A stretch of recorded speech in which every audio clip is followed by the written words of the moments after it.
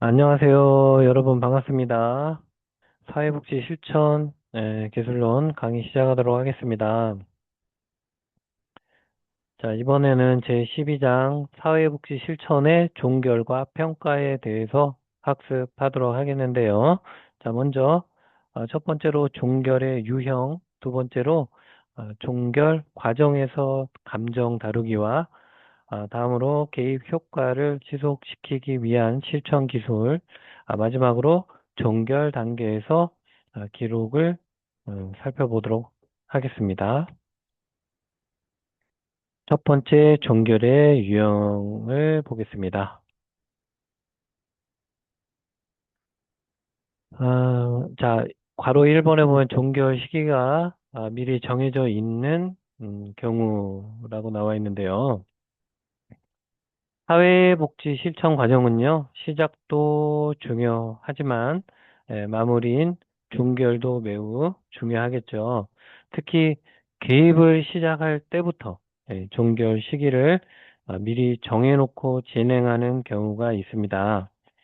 자, 이 경우에는 사회복지사와 클라이언트가 처음부터 언제 종결할 것인지에 대해 서로 합의하게 되는데요. 따라서 개입의 성과가 어느 정도 달성되었는지와 또 관계없이 약속된 시간이 되면 종결이 이루어집니다. 예를 들어 10회기 상담 프로그램이나 3개월 사례관리 프로그램처럼 처음부터 기간이 정해져 있는 경우가 이에 해당이 되고요. 이러한 방식의 장점 같은 경우는 사회복지사와 클라이언트 모두 종결을 미리 예상할 수 있다는 점이에요. 자, 갑작스럽게 관계가 끝나는 것이 아니라 처음부터 예, 종결 시점을 알고 있기 때문에 심리적인 준비를 할 수가 있습니다. 또한 사회복지사는 종결 시기에 맞추어 목표 달성 정도를 점검하고 남은 기간 동안 필요한 지원을 계획할 수가 있습니다. 클라이언트 역시 종결 이후를 준비할 수 있게 되는데요. 자, 예를 들어 지금까지 사회복지사의 도움을 받아서 문제를 잘 해결해 왔다면 종결 이후에는 스스로 문제를 해결할 수 있도록 준비하는 그런 과정을 갖게 됩니다. 즉, 의존적인 관계에서 벗어나 독립적인 생활을 할 수 있도록 연습하는 그런 것입니다. 사회복지에서도 중요한 과제가 있어요. 자, 지금까지 이루어진 변화와 성과가 종결 후에도 유지될 수 있도록 계획을 수립해야 합니다. 필요하다면 지역 사회 자원과 연결하거나 사후 관리 계획을 마련할 수도 있습니다.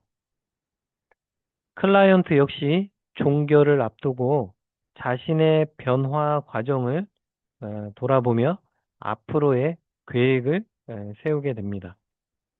또한 종결에 대한 아쉬움이나 불안 같은 감정을 자연스럽게 표현하고 정리하는 시간도 필요합니다. 종결은 단순히 서비스를 끝내는 것이 아니라 새로운 시작을 준비하는 그런 과정이기 때문이죠. 자, 우리가 교재에서는 가장 이상적인 종결이 무엇인지도 설명을 하고 있는데요. 가장 이상적인 종결은 미리 정해놓은 종결 날짜가 이렇게 되었는데도 동시에 개인 목표도 이렇게, 그러니까 종결 날짜가 되었을 때 동시에 개인 목표도 달성되는 경우, 예, 즉 계획했던 시간 안에 원하는 변화가 이루어지고 자연스럽게 서비스를 마무리하는 것입니다. 자, 이러한 종결은요, 사회복지사와 클라이언트 모두에게 만족감을 주고 성공적인 실천 과정으로 이렇게 평가가 될 수 있습니다. 자, 괄호 2번 보면 종결 시기에 대해서 나중에 합의하는 경우라고 나와 있는데요. 한번 살펴보면 우리가 앞에서 배운 내용은 개입을 시작할 때부터 종결 시기를 미리 정해두는 경우였습니다. 하지만 실제 사회복지 실천 현장에서는 처음부터 회기 수나 종결 시기를 명확하게 정하지 않는 경우도 적지 않습니다. 자, 이러한 경우에는 개입이 진행되는 과정에서 사회복지사와 클라이언트가 함께 상황을 평가하고 적절한 시점에 종결을 결정하게 됩니다. 즉, 처음부터 몇 회기 후에 끝낸다라고 이렇게 정해놓지 않고 문제 해결 정도와 변화 수준을 보면서 종결 여부를 판단하는 그런 것입니다. 자, 일반적으로 클라이언트의 주요 문제가 이렇게 해결되었거나 사회복지사가 더 이상의 개입이 필요하지 않다고 판단할 때 종결을 논의하게 되는 것이죠. 자, 예를 들어 우울감으로 상담을 시작했던 클라이언트가 정서적으로 안정되고 일상생활이 회복되었다면 종결을 고려할 수가 있는 것입니다. 또는 경제적 문제 해결을 위해 사례 관리를 진행했는데 필요한 자원이 연결되고 생활이 안정되었다면 종결을 검토할 수도 있고요. 자, 이때 중요한 것은 개입의 성과가 객관적으로 평가될 수 있어야 한다는 점입니다. 자, 사회복지사는 단순히 느낌이나 인상으로 판단하는 것이 아니라 처음 설정했던 목표가 얼마나 달성되었는지 확인해야 합니다. 그래서 목표는 가능한 한 측정 가능한 형태로 설정하는 것이 중요합니다.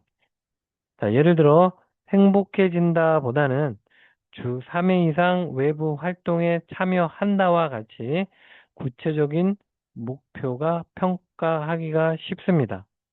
자, 이러한 평가를 통해서 개입이 어느 정도 효과를 거뒀는지 확인한 후에 종결을 결정하게 되는 것이고요. 특히 가족을 대상으로 하는 가족 사회복지 실천에서는 이 종결 시점을 결정하는 과정이 더욱 복잡할 수가 있습니다.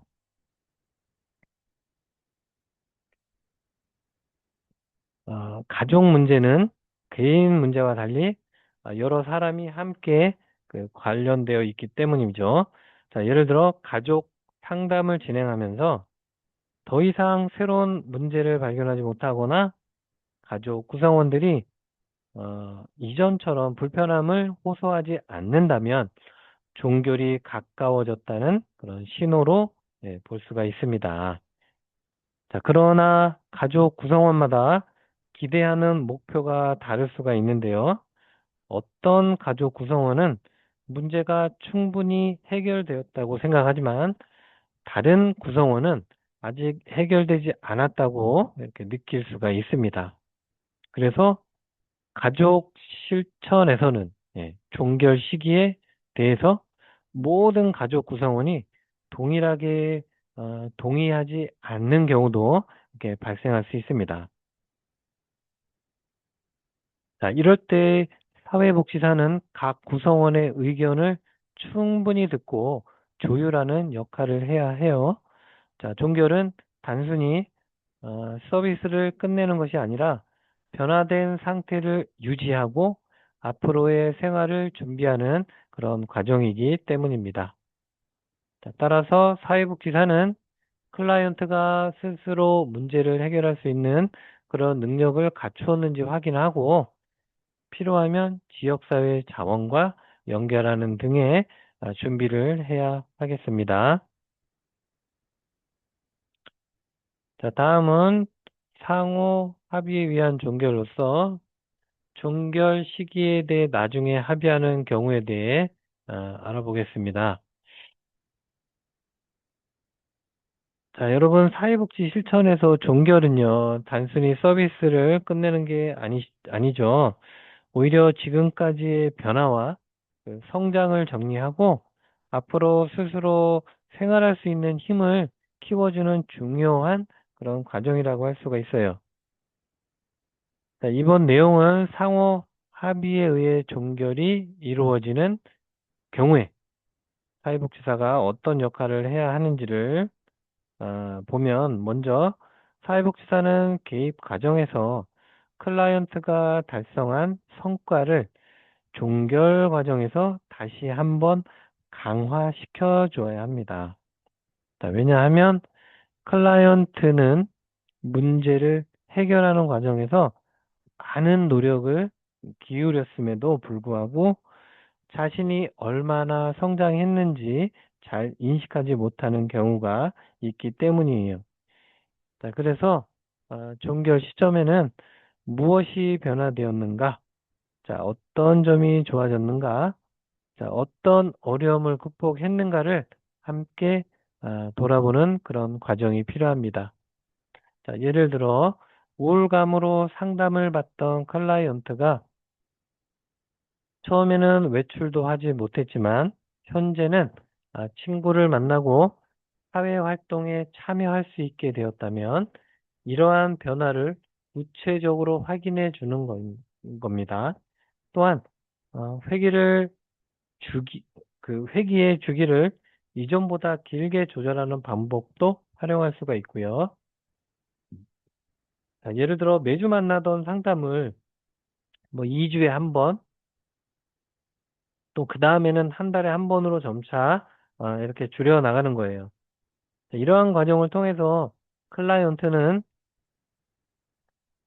사회복지사에게 의존하지 않고도 스스로 문제를 해결할 수 있다는 그런 자신감을 얻게 됩니다. 즉, 사회복지사는 클라이언트가 지금까지 그 획득한 능력과 기술을 스스로 활용할 수 있도록 도와주는 그런 역할을 하게 됩니다.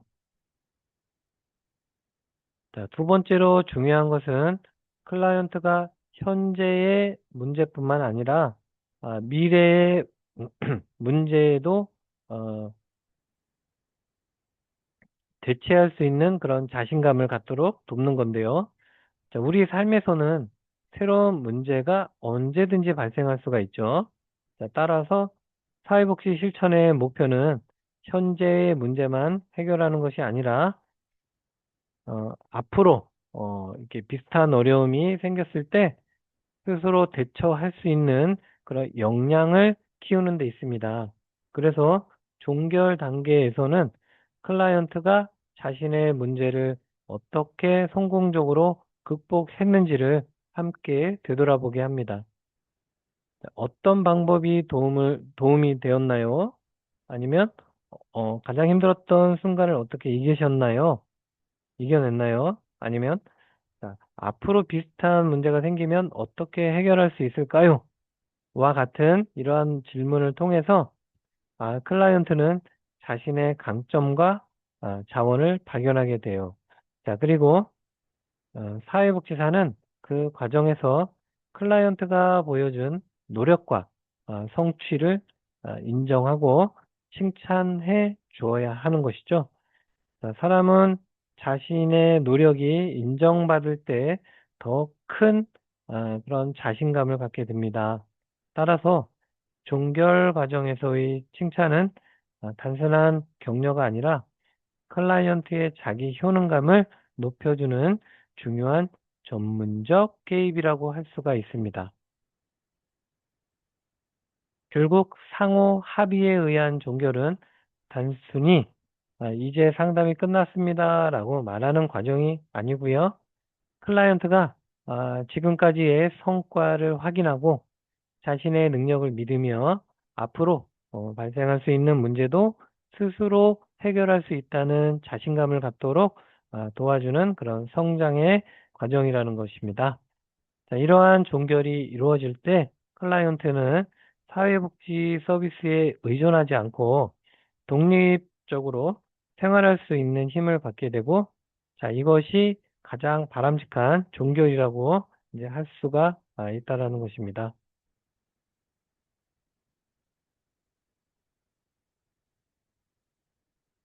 자, 이제 개입이 목적이 달성되지 못한 상태에서 사회복지사나 클라이언트의 사정에 의해 개입이 종결되는 경우로서, 자, 괄호 1번에 보시면 사회복지사에 의한 종결이라고 나와 있는데요. 어,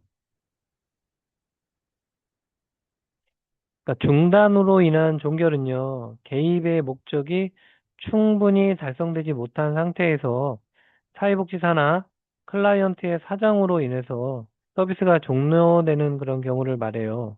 그러니까 먼저 이 사회복지사에 의한 종결 같은 경우는 우리가 첫 번째로 사회복지사가 새로운 직장이나 아니면 다른 부서로 이동하게 되는 경우입니다.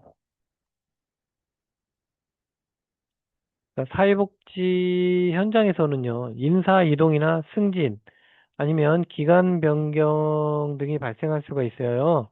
자, 이런 경우는 현재 담당하고 있는 사례를 더 이상 직접 맡을 수 없게 되어 종결이나 사례 이관이 예, 이어질 수밖에 없거든요.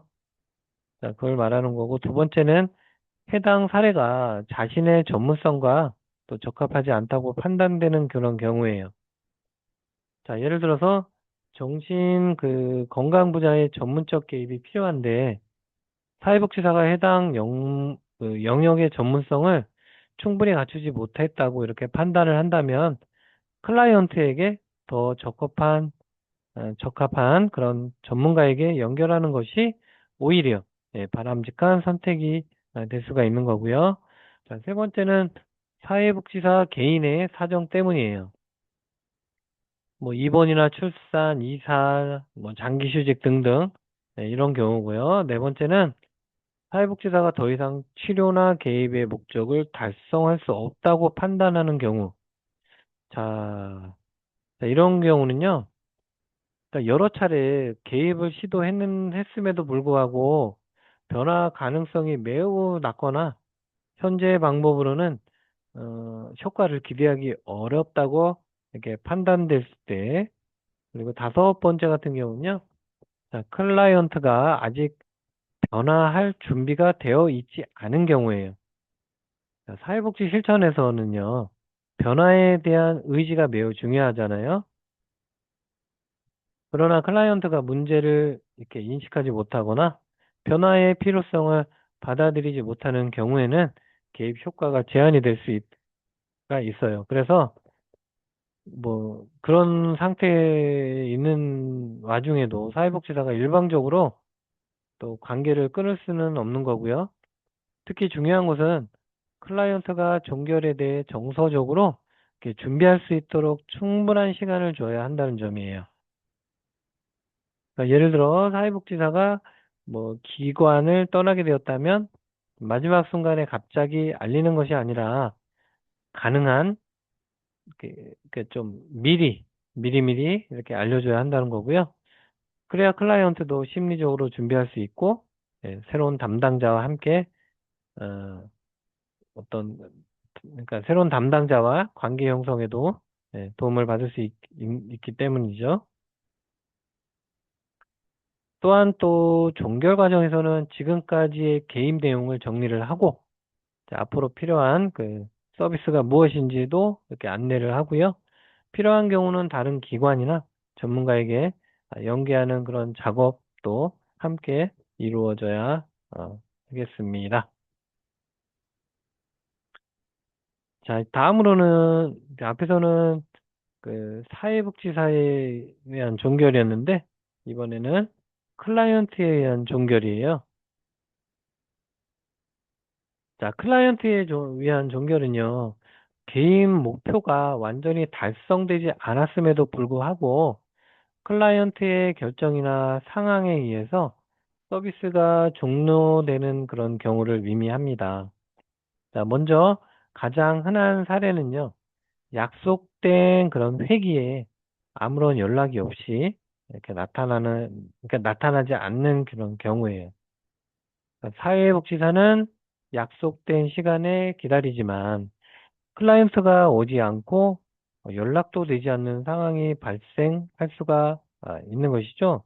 자, 이러한 경우에는 단순한 결석인지 실제 실제 종결 이사가 있는지 확인하는 그런 과정이 필요합니다. 자, 두 번째는 그 회기에 참석하기는 했지만 구체적인 이유를 설명하지 않은 채 앞으로 더 이상 참석할 수 없다고 이렇게 말하는 경우예요. 자, 예를 들어 어, 이제 상담은 그만 받겠습니다라고 이야기하지만 정확한 이유를 설명하지 않는 경우가 있습니다. 사회복지사는 이런 일을 존중하면서도 종결의 그 배경을 파악하려고 노력해야 하고요. 그 세 번째 같은 경우는 회기에는 참석하지만 자신의 문제에 대해 구체적인 논의를 거부하는 경우에요. 자, 상담실에는 와요. 예, 오긴 하지만 문제에 대한 그 대화를 피하거나 질문에 답하지 않는 경우가 있어요. 자, 이런 상황이 계속되면 실질적으로 개입이 어려워지고 결국 종결로 이어질 수가 있겠죠. 자, 그렇다면 클라이언트는 왜 종결을 선택할까요? 자, 첫 번째는 그 이유가 자, 문제가 해결되어서 더 이상 원조가 필요하지 않다고 판단하는 그런 경우에요. 클라이언트가 원하는 목표를 달성했거나 스스로 문제를 해결할 수 있다고 생각을 하면 서비스를 종료할 수가 있습니다. 두 번째는 직업의 전환이나 거주지 이동 때문이에요. 직장을 옮기거나 다른 지역으로 이사를 하게 되면 기존 기관을 이용하기 어려워질 수가 있겠죠. 자, 이 경우에는 새로운 지역의 기관으로 연계하는 것이 필요하고요. 세 번째는 질병입니다. 자, 본인의 건강 문제나 가족의 건강 문제로 인해서 상담이나 서비스를 지속하기 어려운 상황이 발생할 수가 있어요. 자, 네 번째는 원조 과정에 만족하지 못하는 경우인데요. 클라이언트가 기대했던 그 도움을 받지 못했다고 느끼거나 사회복지사회와의 그런 관계 형성이 충분히 이루어지지 못한 경우 종교를 선택할 수가 있습니다.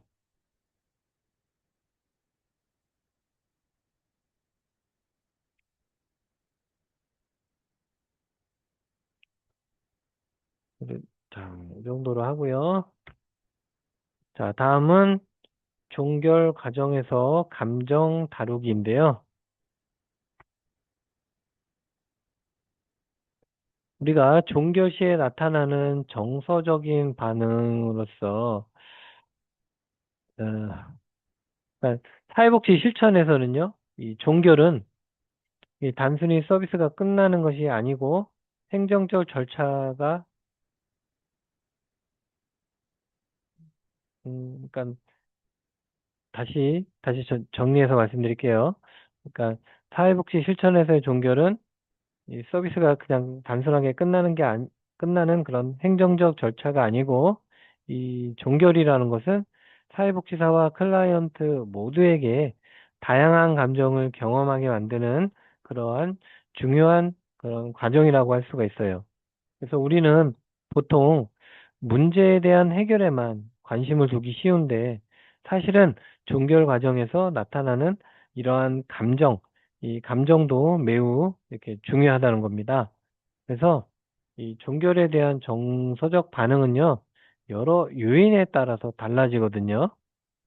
자, 사회복지사와 클라이언트 사이의 관계가 얼마나 깊었는지, 또 얼마나 오랜 기간 만나왔는지, 어떤 형태로 예, 도움을 주고받았는지에 따라서 이 종교를 받아들이는 그런 방식이 달라질 수가 있는 거예요.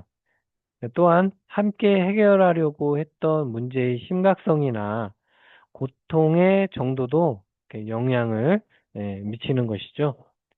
그래서 어, 1교시는 여기까지 하고 다음 2교시는 이 문제의 심각성이나 고통의 정도에 영향을 미치는 거에 대한 예를 한번 이렇게 들어주면서 2교시를 다음 시간에 시작하도록 할게요. 여러분들 1교시 수고하셨습니다.